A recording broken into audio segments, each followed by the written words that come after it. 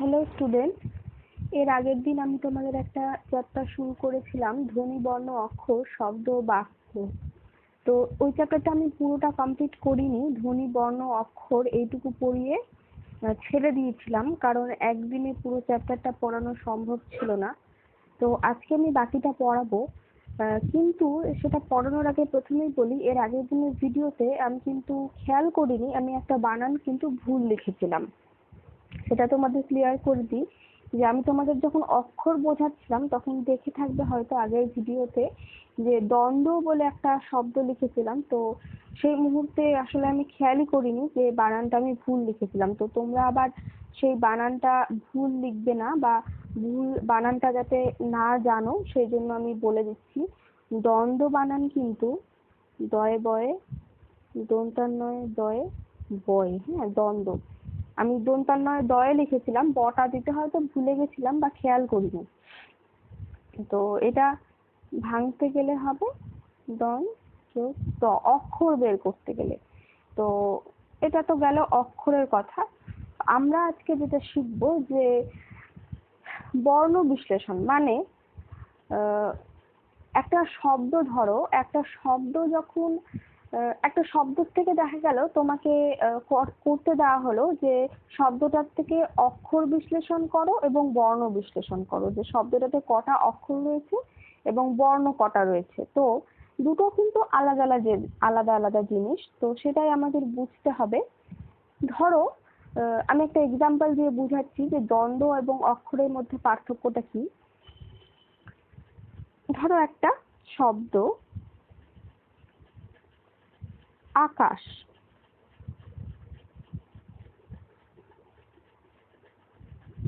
আকাশই লিখলে না, আকাশ না লিখি, এটা দিয়ে তোমাদের একটু বুঝতে অসুবিধে হতে পারে। ধরো আমি বলছি কাগজ। কাগজ, কাগজ তোমরা সবাই চেনো। তো এবার কাগজের যদি বলে অক্ষর বিশ্লেষণ করো তখন তুমি কিভাবে করবে? কাগজ শব্দটা তো এবার দেখো, কাগজ, এটাকে কিন্তু দুবারে ভেঙে তুমি উচ্চারণ করতে পারছো। কা এক ঝোঁকে উচ্চারণ হচ্ছে এবং গোজ এটা আলাদাভাবে এক ঝোঁকে উচ্চারণ হচ্ছে। কিন্তু তুমি যদি এভাবে বলো কাগজ, এরকম কিন্তু হবে না। এক ঝোঁকে যতটুকু অংশ উচ্চারণ আমরা করতে পারবো, কা প্লাস হচ্ছে গোজ, তাহলে কা প্লাস গোজ লিখলে গোজের নিচে কিন্তু একটা হসন্ত হবে। তার কারণ হচ্ছে যে এটা তো গোজের পরে তো জো বলছি না, গোজ জ বলে আর টানছি না, এই জন্য গজ, জয়ের নিচে একটা হসন্ত লাগবে। তো এইটা হচ্ছে অক্ষর। এই অক্ষরকে কিন্তু দলও বলা হয়। পরে যখন তোমরা উঁচু ক্লাসে উঠবে তখন কিন্তু এই দল তোমরা শিখবে, দল বা সিলেবল, যেটা তোমাদের 5-এ নেই কিন্তু পরবর্তী ক্লাসে শিখবে তোমরা। তো এই হলো অক্ষর। কিন্তু যখন তুমি কাগজের বর্ণ বিশ্লেষণ করবে তখন তোমাকে কি করতে হবে বলতো? কাগজ এর মধ্যে কতগুলো বর্ণ রয়েছে এই শব্দটাতে, তাহলে কা, তাহলে ক এর সাথে আ যুক্ত হয়েছে, তারপরেই তো কা হয়েছে, তাহলে ক হসন্ত যোগ আ, কা হলো। তারপর কি বলেছে? গোজ, গ, তাহলে গ এর সাথে দেখো অযুক্ত অবস্থা রয়েছে, গজ,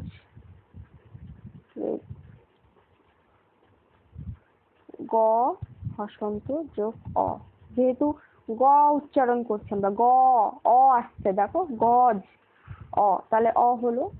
তারপরে কি আসবে বলতো? তারপরে শেষে কি আছে? বর্গীয় জ, বর্গীয় জ, বর্গীয় হসন্ত। দেখো বর্গীয় জয়ের পরে কিন্তু আর কিছু যোগ হলো না। তার কারণ হচ্ছে কাগজ যখন আমরা উচ্চারণ করছি কাগজ বলছি, কাগজ বলছি না। কাগজ যদি বলতাম তাহলে জয়ের পরেও একটা অযুক্ত হতো, কিন্তু যেহেতু কাগজ বলে থেমে যাচ্ছি আর অ শেষে উচ্চারণ করছি না, ওই জন্য এখানে জয়ে এসে থেমে যাবে। তাহলে দেখো কাগজ এই শব্দটাতে কতগুলো বর্ণ রয়েছে? 1 2 3 4 5। ঠিক তেমন ভাবে তোমাদের আমি আরো কয়েকটা উদাহরণ দিই অক্ষর আর এবং বর্ণ এই দুটোকে আলাদা করার বা চেনার।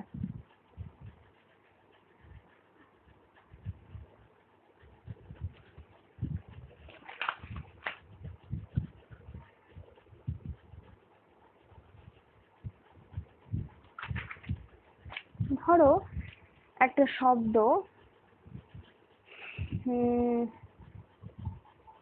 আমার।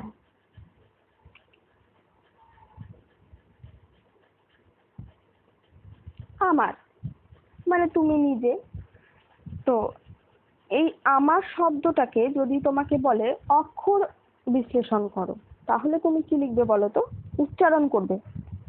কয়বারে উচ্চারণ করা যাচ্ছে কথাটা? আমার, আমারও এরকম কিন্তু হয় না। আমার। এক ঝোঁকে তুমি কতটুকু অংশ উচ্চারণ করতে পারছো একবার জোর দিয়ে? তাহলে আমার, তাহলে আ পেলে প্লাস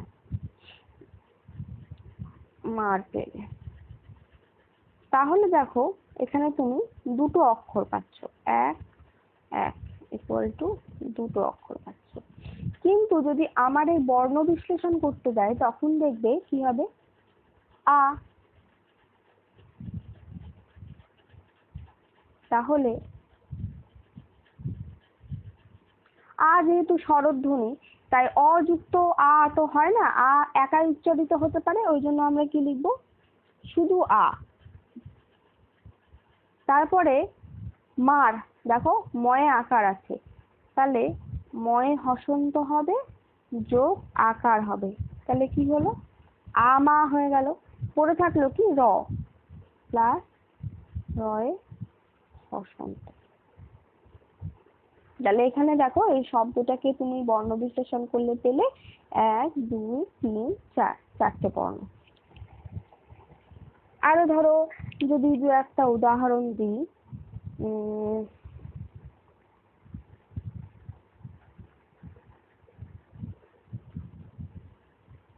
ধরো রবীন্দ্রনাথ, ঠিক আছে? এটা একটু বড় শব্দ দিলাম যাতে তোমরা বুঝতে পারো। রবীন্দ্রনাথ।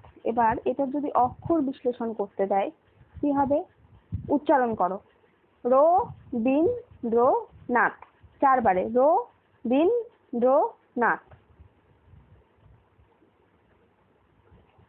র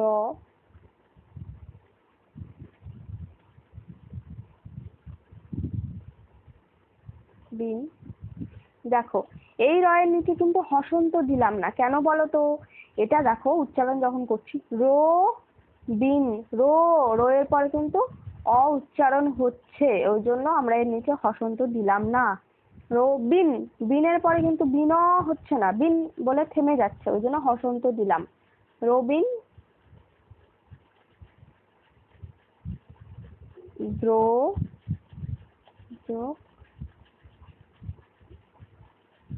নাথ। এটা হলো অক্ষর বিশ্লেষণ। এবার এটারই যখন তুমি বর্ণ বিশ্লেষণ করবে তখন কি হবে বলো তো? এটা লিখে দিই অক্ষর।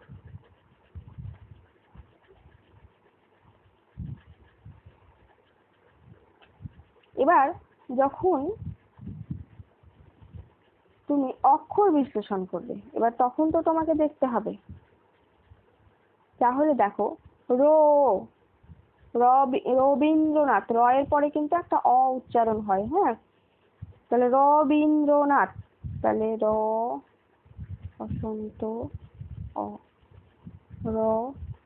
তারপর দেখো বি, বয়ে হসন্ত যোগ দীর্ঘিকার আছে, তাহলে দীর্ঘি, রবিন হলো। তারপরে হবে রবিন, নয় হসন্ত, রবিন হবে না কিন্তু, রবিন যেহেতু বলেছে তাহলে নয় হসন্ত। তারপরে দ্রো,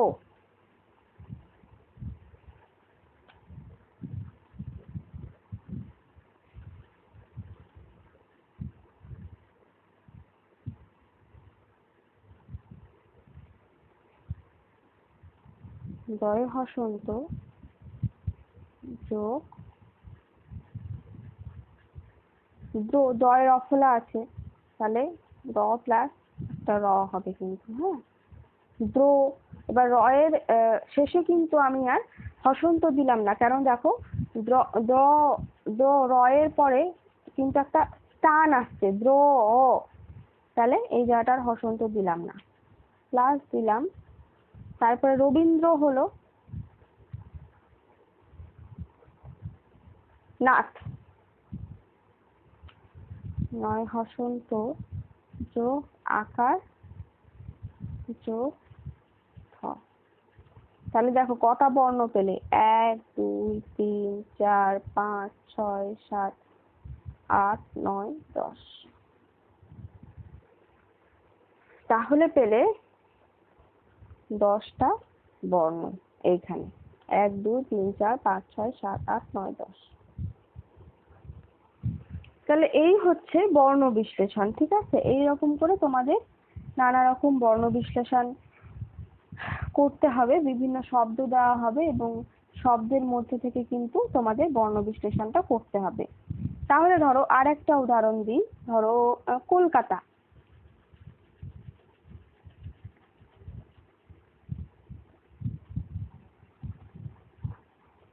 কলকাতা যখন বর্ণ বিশ্লেষণ করব, দেখো কলকাতা ক, তাহলে কয়ে হসন্ত যোগ অ। তারপরে দেখো কল, তাহলে লয়ে হসন্ত, এখানে কিন্তু অটা আর বসলো না, ল হলো না, কলকাতা তো বলি না, কলকাতা বলি, তাই আমি অটা বসাবো না। তারপরে কি বলেছে কাতা, তাহলে কয়ে হসন্ত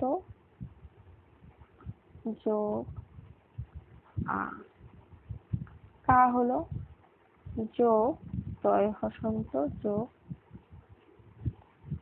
আ। বুঝতে পেরেছো?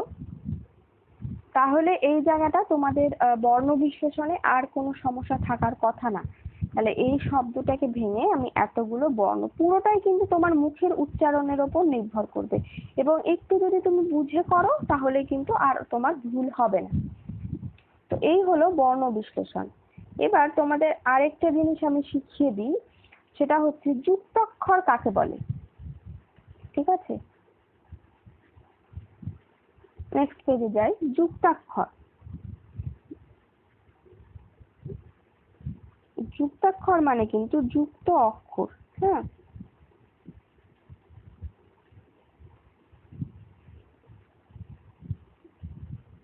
ধরো রক্ত, হ্যাঁ, রক্ত একটা শব্দ তোমরা জানো। তো রক্তকে যখন আমরা ভাঙি তখন কি পাই,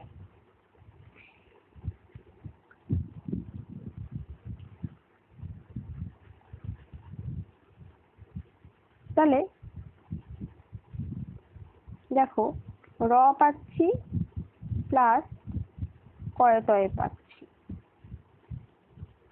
তাহলে এই যে কয়ে তয়ে, এই কয়ে তয়েটাই হচ্ছে যুক্তাক্ষর। মানে দেখো এখানে ক এবং ত এই দুটো একসাথে যুক্ত অবস্থায় রয়েছে। এই যে দুটি বর্ণ যখন একসাথে যুক্ত অবস্থায় থাকে তখনই সেটাকে আমরা যুক্তাক্ষর বলবো।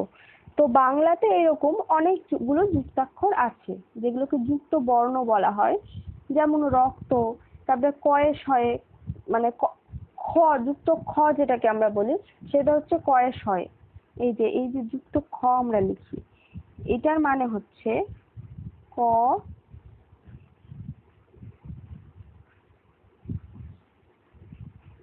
শ, খ, মানে এই দুটো বর্ণ কিন্তু যুক্ত অবস্থায় রয়েছে, তাই এটা হয়েছে যুক্ত খ।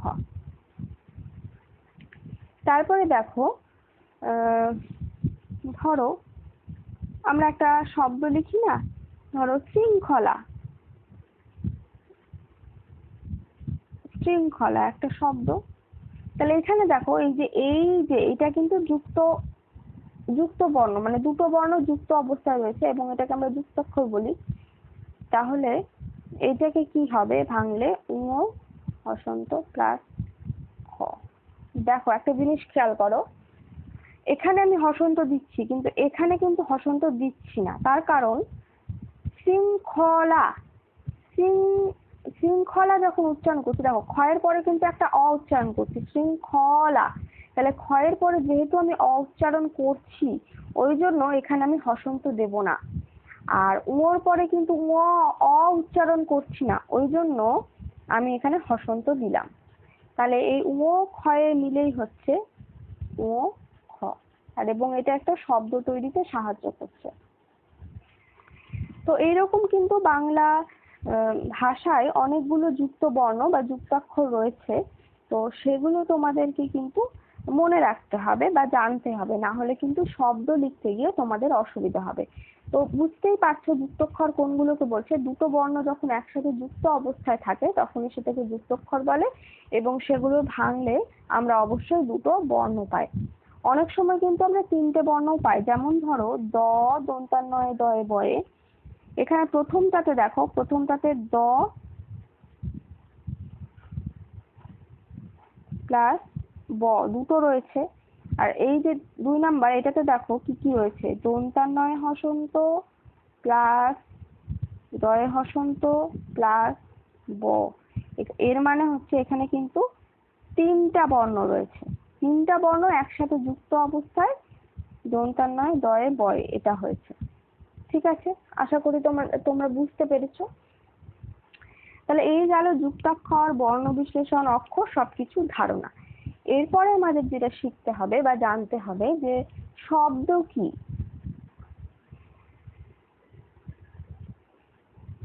শব্দ, আকাশ এটা একটা শব্দ, পাতাল একটা শব্দ, আমি একটা শব্দ, তুমি একটা শব্দ, গগন একটা শব্দ।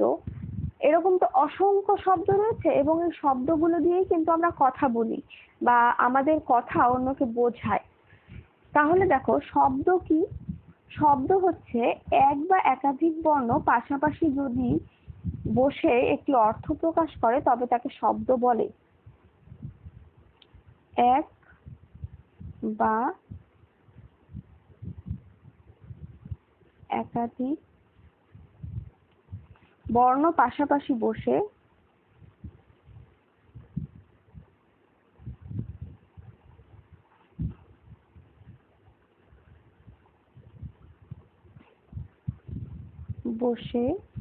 যদি একটি অর্থ প্রকাশ করে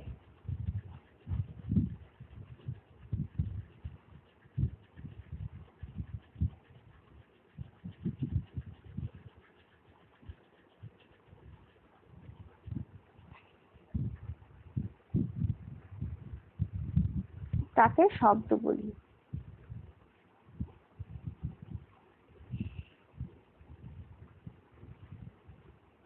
তাহলে দেখো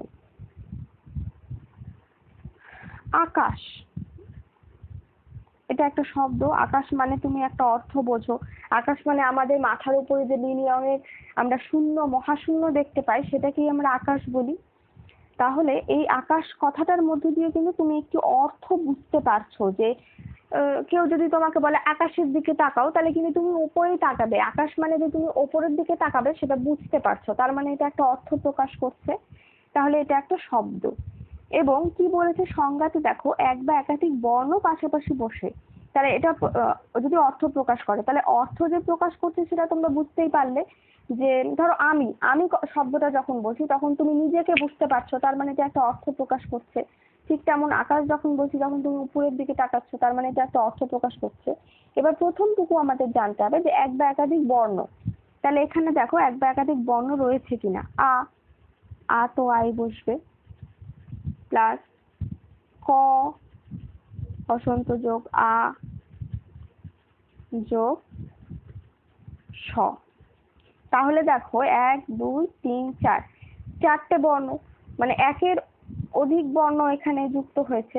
যেহেতু 4টে বর্ণ যুক্ত হয়েছে তাই সেটাকে আমরা বলবো একাধিক, মানে একের বেশি যেহেতু বর্ণ যুক্ত হয়েছে। তাহলে দেখো এক বা একাধিক বর্ণই পাশাপাশি বসছে এবং তা অর্থও প্রকাশ করছে, তার মানে সেটাকে আমরা শব্দ বলবো। হয়ে গেল। ক্লিয়ার? মানে শব্দ কি। এরপরে আমরা জানবো পথ কি।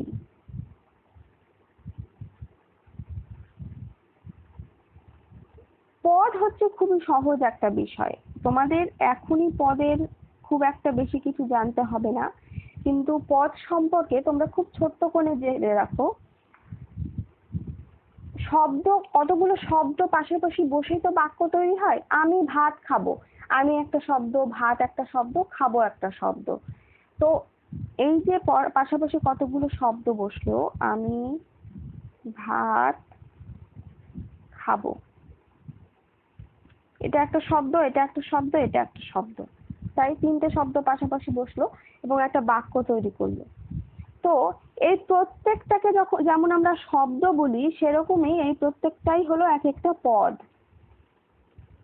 এই প্রত্যেকটাই যে আলাদা আলাদা এই তিনটে, এই প্রত্যেকটাই কিন্তু একটা পদ, অর্থাৎ শব্দই কিন্তু পদ। শব্দকে ভালো ভাষাতে পদ বলে। তো পদের আপাতত এইটুকুই তোমরা মনে রাখো যে শব্দগুলো, আবার ধরো শুধু আমি বললাম, হ্যাঁ শুধু আমি, তাহলে এটাকে কিন্তু আমরা শব্দই বলবো। কিন্তু আমি ভাত খাবো, আমি কথাটা যখন একটা বাক্যের মধ্যে ব্যবহার করা হলো, এটা তো পুরোটা একটা বাক্য, সেন্টেন্স। তো আমি কথাটা, ওয়ার্ডটা যখন একটা বাক্যের মধ্যে ব্যবহার করলাম, তখন আমিকে আমরা পদ বলবো। কিন্তু শুধু অবস্থায় যদি শুধু আমি লিখি, শুধু আমি, তখন কিন্তু এটাকে আমরা শব্দ বলবো। ঠিক আছে? তার মানে আমিটা যখন বাক্যের মধ্যে ব্যবহার করা হচ্ছে, তখন সেটাকে আমরা পদ বলছি, আর যখন শুধু ব্যবহার করা হচ্ছে তখন সেটাকে আমরা শব্দ বলছি। বুঝতে পারলে? এর চেয়ে বেশি তোমাদের এখন জানার দরকার নেই পদ সম্পর্কে। এবার চলো আমরা যেটা জানি সেটা হচ্ছে বাক্য কি।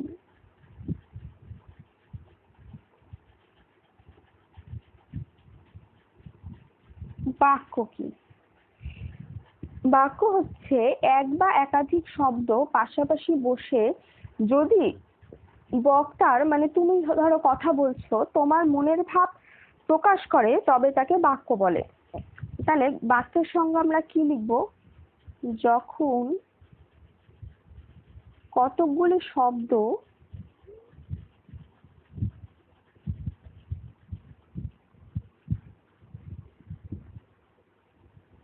পাশাপাশি বসে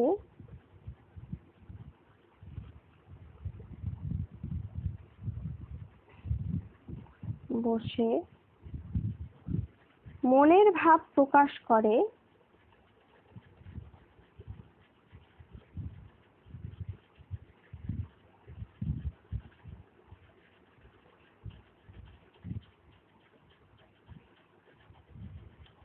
তখন তাকে আমরা বাক্য বলি।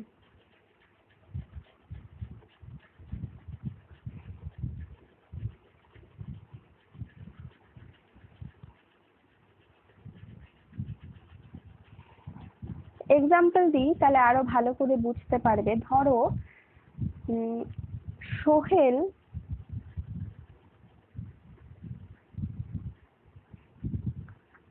আজ স্কুলে যাবে না।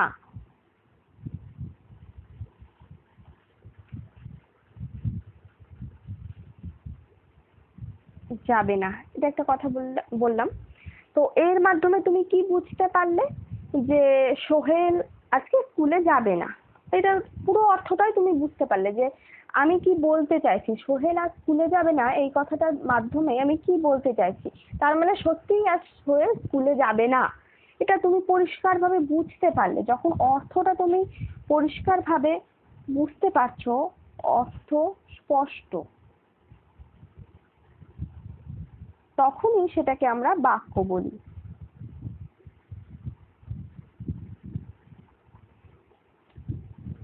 অর্থ কোনো একটা কথা আমি বললাম এবং সে বা একটা সেন্টেন্স আমি বললাম, এই যে যেমন আমি আজকে ভাত খাবো না, তার মানে এই যে এই কথাটা বললাম আমি আজ ভাত খাবো না, তুমি কিন্তু এর অর্থটা বুঝতে পারলে যে ম্যাম আজকে ভাত খাবে না বলেছে।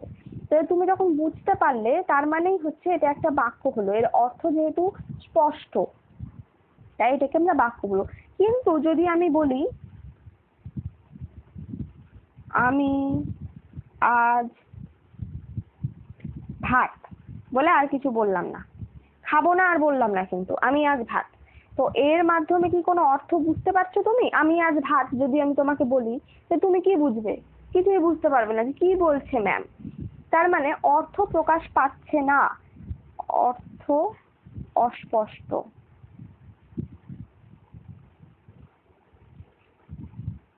অস্পষ্ট যেহেতু তুমি অর্থটা বুঝতে পারছো না, যে এবং এটা পুরো কথাটা আমি খুলে বললাম না যে আমি কি বলতে চাইছি, তার মানে এটা কিন্তু বাক্য না।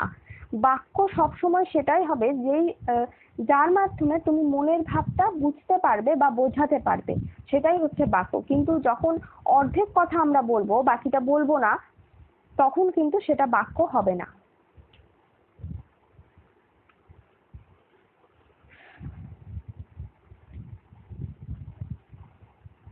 আবার ধরো একটা এক্সাম্পল দিই, আমি ভাত খাই, আমরা স্কুলে যাই। তো এই বাক্যগুলোর মধ্যে কিন্তু কিছু বোঝার আছে। হ্যাঁ, বাক্য একপদী বা বহুপদী এই দুই ধরনের হতে পারে। তো একপদী আমরা কোন বাক্যগুলোকে বলবো? একপদী বাক্য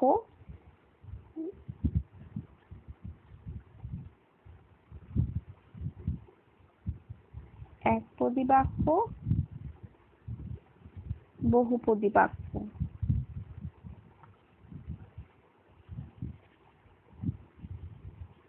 ঠিক আছে, একপদী বাক্য হচ্ছে যেটি একটি মাত্র অর্থ প্রকাশ করে। অর্থাৎ আমি ভাত খাবো, তার মানে একটাই অর্থ পাচ্ছ তুমি, এখানে অনেক রকম অর্থ তুমি পাচ্ছ না। আমি ভাত খেতে চাইছি বা ভাত খাবো সেটাই আমি বলছি, তার মানে এক ধরনের অর্থ প্রকাশ পাচ্ছে, তাই এটাকে আমরা একপদী বাক্য বলি। কিন্তু ধরো আমি বহুপদী বাক্য যদি বলতে যাই, তাহলে ধরো এরকম যদি বলি,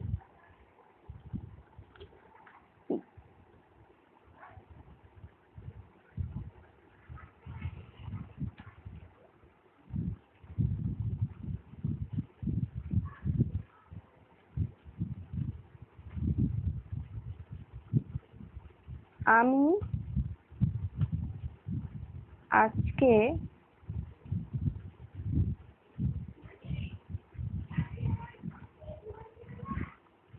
ঠিক আছে, তোমাদের আমি এই এক্সাম্পলটা না দিয়ে একটু অন্যভাবে বলি, তাহলে তোমাদের বুঝতে আরো সুবিধে হবে।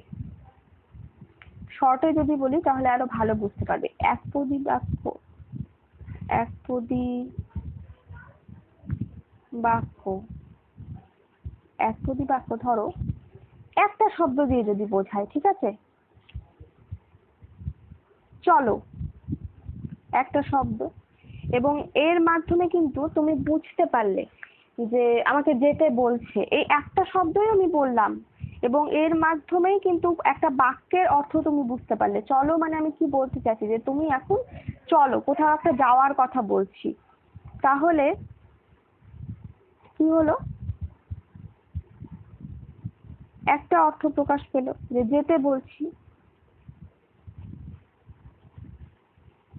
একটি অর্থ প্রকাশ পেলো। আবার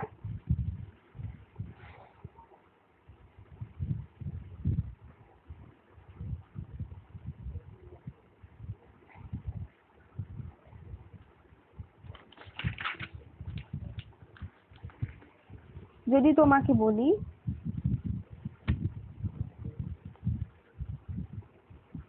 চলো আমরা এখন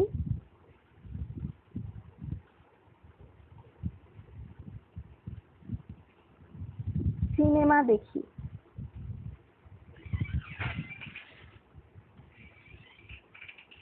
সিনেমা দেখি, এখানে দেখো অনেকগুলো অর্থ কিন্তু প্রকাশ পাচ্ছে। চলো মানে যেতে বলছি, আর কেন যেতে বলছি? সিনেমা দেখবো তাই যেতে বলছি, তাহলে এখানে দুটো অর্থ প্রকাশ পাচ্ছে, তাই এটাকে আমরা কি বলবো, বহুপদী বাক্য। তো এইভাবেই তোমাকে এই যে যেরকম এই যে চলো, বলো, খাও, যাও, এই শব্দগুলো যখন একটা শব্দ বলার মাধ্যমে তুমি একটা পুরো অর্থ প্রকাশ পাচ্ছে, তার মানে সেটা হচ্ছে একপদী বাক্য। আর যখন আমরা পুরো বাক্যে কথা বলছি এবং তার মধ্যে অনেকগুলো শব্দ থাকছে, এবং চলো চলো মানে যেতে বলছি, আবার আমরা এখন সিনেমা দেখি, সিনেমা দেখার কথাও বলছি, সিনেমা দেখি এই কথাটাও আলাদাভাবে বলতে পারতাম, আবার চলো বা এটা কথাটাও আলাদাভাবে কিন্তু বলতে পারতাম, যে চলো মানে যেতে বলছি এটার অর্থ একটা প্রকাশ পেত, আবার সিনেমা দেখি এই কথাটা বললেও এটা একটা আলাদা অর্থ প্রকাশ পেত। তার মানে এখানে একের অধিক তুমি মানে বাক্য বা অর্থ প্রকাশ পাচ্ছে, সেই জন্য এটাকে আমরা কি বলবো, বহুপদী বাক্য। বহুপদী, যদিও তোমাদের একপদী বাক্য বা বহুপদী বাক্য মনে রাখার কোনো দরকার নেই, আমি তাও এক্সাম্পল হিসেবে বলে দিলাম কারণ তোমাদের বইয়ে আছে, কিন্তু এগুলো তোমাদের এক্সামে দেব না। শুধু আমি কি দিব বলতো, আমি দিব বাক্য কাকে বলে, বা হচ্ছে শব্দ কি, শব্দ কাকে বলে, এই সমস্ত জিনিসই দেব। ওই বাক্যের কতগুলো ভাগ টাগ এগুলো কিন্তু এখন তোমাদের দেব না। তাহলে আজকে তোমরা কি কি শিখলে? আজকে তোমরা শিখলে, প্রথমে আমি যেটা বলেছিলাম, এর আগের দিন আমি ভিডিওটা বানাতে গিয়ে আমি একটা স্পেলিং মিস্টেক করেছিলাম, সেটা আমি আজকে খেয়াল করলাম ভিডিওটা দেখতে গিয়ে, যে দ্বন্দ্ব স্পেলিংটা আমি ভুল লিখেছিলাম, তো সেটা আমি দেখিয়ে দিলাম তোমাদের। সেখান থেকে তোমাকে আমি অক্ষর এবং বর্ণের মধ্যে পার্থক্যটা দেখালাম, যে এক ঝোঁকে তুমি যতটুকু একটা শব্দের উচ্চারণ করতে পারছো, যতটুকু অংশ, সেটাকে আমরা অক্ষর বলছি, কিন্তু একটা শব্দের মধ্যে কতগুলো বর্ণ দিয়ে শব্দটা তৈরি করছে সেটাকে যখন ভেঙে আমি দেখাচ্ছি, সেটাকে আমরা বর্ণ বিশ্লেষণ বলছি। সেরকম অনেকগুলো এক্সাম্পল আমি তোমাদের দেখিয়েছি।